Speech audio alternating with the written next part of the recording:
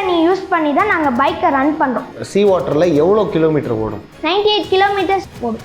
Petroleum தான் ரொம்ப விலை ஜாஸ்தின்னும் போது நான் வந்து எனக்கு கடல் தண்ணியை வச்சு எப்படி பண்ணேன்னா, கடல் தண்ணியில் நாங்கள் ஹைட்ரஜனையும் ஆக்சிஜனை பிரிக்கிறோம். அந்த ஹைட்ரஜனை மட்டும் ஃபியூலாக கன்வெர்ட் பண்ணி அதை தான் நாங்கள் பைக்கில் ரன் பண்ணுறோம். அதேமாதிரி கடல் தண்ணியில் ஹைட்ரஜனுக்கு பெட்ரோலியம் இருக்கிற கலரிஃபிக் வேல்யூ வேறு, அதேமாதிரி ஃப்ளாஷ் பாயிண்ட்டும் வேறு.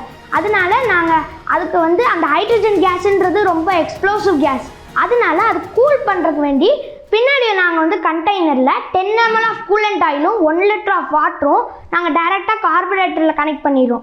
அப்போ அது கனெக்ட் பண்ணோன்னா என்ன ஆகுதுன்னா, ஒன்ஸ் அந்த ஹைட்ரஜன் கேஸ் ஃபியூலாக கன்வெர்ட் ஆகி அந்த இன்ஜின்குள்ளே வரும்போது அது ரொம்ப ஹீட் ஆகும். அதனால நாங்கள் அந்த கூலண்ட் ஆயில் பாஸ் ஆனோன்னே அதை கூலாகி it will convert as a smoke and it will produce torque. So இதோட ஒர்க்கிங் பிரின்சிபல் பற்றி சொன்னீங்க. பட் நம்ம கொஞ்சம் எஜுகேஷன் வைஸில் பார்த்தோம்னா நிறைய பேருக்கு எலக்ட்ராலிசிஸ் ஹைட்ராலிசிஸ் போன்ற சாப்டர்ஸ்லாம் 8th இல்லை 9th கெமிஸ்ட்ரியில் தான் வரும், 9th ஃபிசிக்ஸில் தான் வரும்.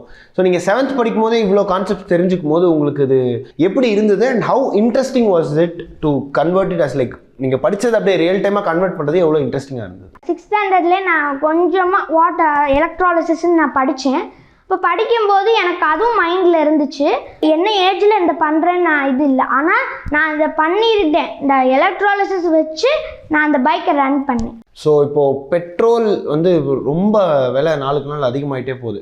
உங்களோட ப்ராஜெக்ட் பெட்ரோலுக்கு ஆல்டர்னேட்டாக இருக்குன்னு உங்களால் சொல்ல முடியுமா? அது ஒரு 70% சொல்ல முடியும். ஏன்னா நாங்கள் இப்போ ப்ரோட்டோடைப் தான் பண்ணியிருக்கோம். அந்த ப்ரோட்டோடைப்லேருந்து நாங்கள் ஃப்யூச்சர் ஹைப்ரிட் பைக்கையும் டிசைன் பண்ணியிருக்கோம். இப்போ தான் நான் பைக் வாங்கினேன், அந்த மாதிரி இப்போ நான் பைக் வாங்குறேன், புது பைக்கெலாம் வாங்க முடியாது, அந்த மாதிரி சொல்கிறவங்களுக்கு நாங்கள் ப்ராடக்ட் அண்டர் ரிசர்ச்னு சொல்லி இன்ஜின்லேயே எல்லாமே கனெக்ஷன் பண்ணி நாங்கள் அந்த எலக்ட்ராலிசிஸ் கிட்டோடு நாங்கள் வச்சுருக்கோம். கடல் தண்ணி யூஸ் பண்ணி தான் நாங்கள் பைக்கை ரன் பண்ணுறோம். சீ வாட்டரில் எவ்வளோ கிலோமீட்டர் ஓடும்? 98 கிலோமீட்டர்ஸ் ஓடும். பெட்ரோலியம் தான் ரொம்ப விலை ஜாஸ்தின்னும் போது நான் எனக்கு கடல் தண்ணியை வச்சு எப்படி பண்ணேன்னா, கடல் தண்ணியில் நாங்கள் ஹைட்ரஜனையும் ஆக்சிஜனை பிரிக்கிறோம். அந்த ஹைட்ரஜனை மட்டும் ஃபியூலாக கன்வெர்ட் பண்ணி அதை தான் நாங்கள் பைக்கில் ரன் பண்ணுறோம். அதேமாதிரி கடல் தண்ணியில் ஹைட்ரஜனுக்கு பெட்ரோலியம் இருக்கிற கலரிஃபிக் வேல்யூ வேறு, அதேமாதிரி ஃப்ளாஷ் பாயிண்ட்டும் வேறு.